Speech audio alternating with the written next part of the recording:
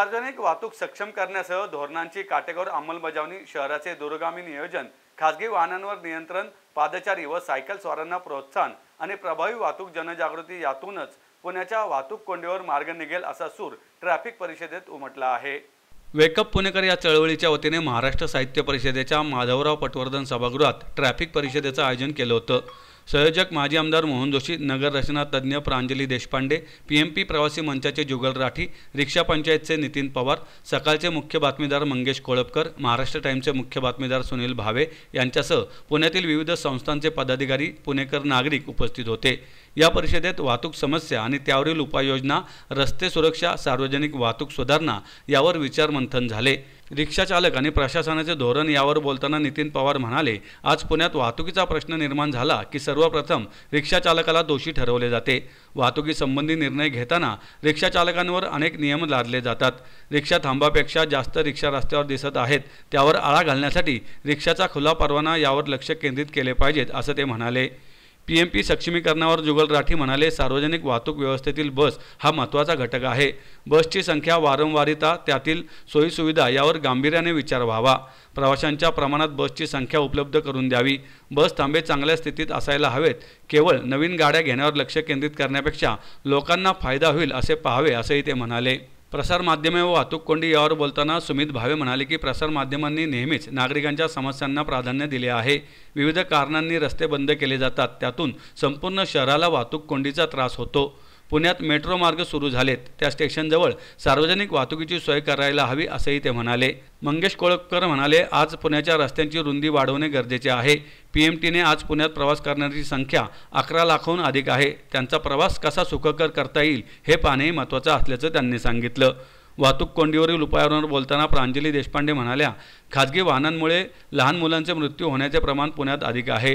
खाजगी वाहनांवर मर्यादा आणणे गरजेचे असल्याचं त्यांनी सांगितलं। प्रास्ताविकात मोहन जोशी म्हणाले, पुण्याच्या वाहतुकीचा प्रश्न सोडवण्यासाठी वेकअप पुणेकर ही लोक चळवळ उभारली आहे। गेल्या महिनाभरात पुण्यातील अनेक चौकातील कोंडी फोडण्यात यश आले असल्याचं त्यांनी सांगितलं। वाहतूक कोंडी होते, कशामुळे होते? संख्या काय सर, ते तुम्ही आता बोललात कोणीतरी ना, लोकसंख्येपेक्षा वाहनांची संख्या मोठी। अहो तेवढंच नाही सर, सोसायटीत राहणारे बरेच आपल्यापैकी असतील, सोसायटी एका दुसरी स्कूटर दिसायची, एका दुसरं टू व्हीलर दिसायची। आता प्रत्येकाला एक दोन टू व्हीलर तर आहेतच। गाडी छोटी मारुती 800 सामान्यचं वाहन म्हणून आलं होतं सुरुवातीला, त्याच्यात ती गाडी वाढली, त्याची साईज मोठी झाली, संख्या, नवऱ्याला वेगळं गाडी, मुलाला वेगळी गाडी, बायकोला वेगळी गाडी, 3-3, 4-4 गाड्या। पण एवढंच नाही, तिचा आकार कसा वाढत चालला, आकार किती गाडी होती छोटी, त्याची आता ती आत्ताच्या एका गाडीच्या जागेत कमीत कमी 3 जुन्या मोटारी बसवू शकतात अशी परिस्थिती झाली।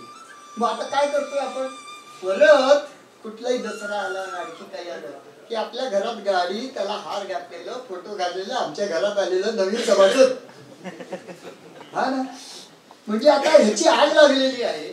आग विझवण्याचं साधन काय, त्याच्यात पाणी टाकायला पाहिजे। पेट्रोल टाकून आग विझणार आहे का?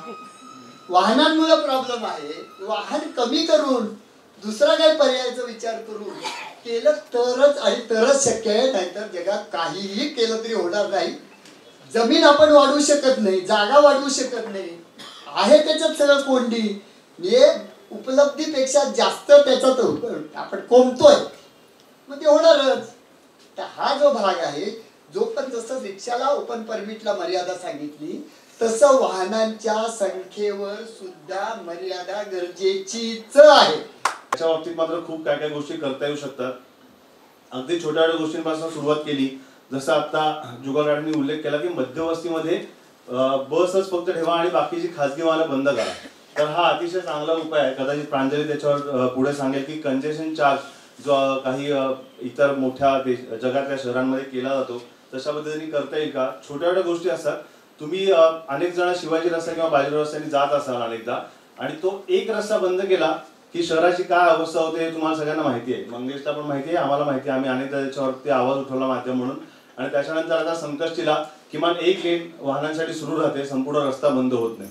तर ह्या अशा अतिशय छोट्या छोट्या गोष्टी असतात, पण त्या अतिशय महत्त्वाच्या असतात असं मला वाटतं। त्याच पद्धतीने आता शहरातली परिस्थिती अशी आहे की आधीच आपण सगळ्यांना एवढ्या कोंडीमध्ये अडकलेलो आहोत, आणि त्याच्यात पुन्हा एकदा कुठलाही रस्ता कुठल्याही कारणासाठी बंद करायचा झाला तर त्याचे दुष्परिणाम जे आहेत ते आजूबाजूच्या सगळ्या रस्त्यांवर आणि पर्यायाने संपूर्ण शहरावर होतात हे आपल्याला सगळ्यांना माहिती आहे. आणि त्याच्यामुळे जाणारा वेळ सगळ्यांचा आणि अर्थातच वाढणारं प्रदूषण हे अतिशय भयंकर आहे आणि त्याला सगळ्याला आपल्याला तोंड द्यावं लागतं. त्याच्यामुळे कुठलेही रस्ते बंद करणं हे त्याच्यावरचा कुठलाही उपाय असू शकत नाही. त्याच्यामुळे अर्थातच राजकीय पक्ष म्हणून आता ते राजकीय पक्षाचे प्रतिनिधी नाही आहेत, ते संयोजक आहेत, पण तरी सुद्धा मी दादांना असं सांगेन की कुठलाही रस्ते बंद आंदोलनासाठी करू नका. त्याचे सर्वाधिक इफेक्ट ह्या नागरिकांनाच सहन करावे लागतात.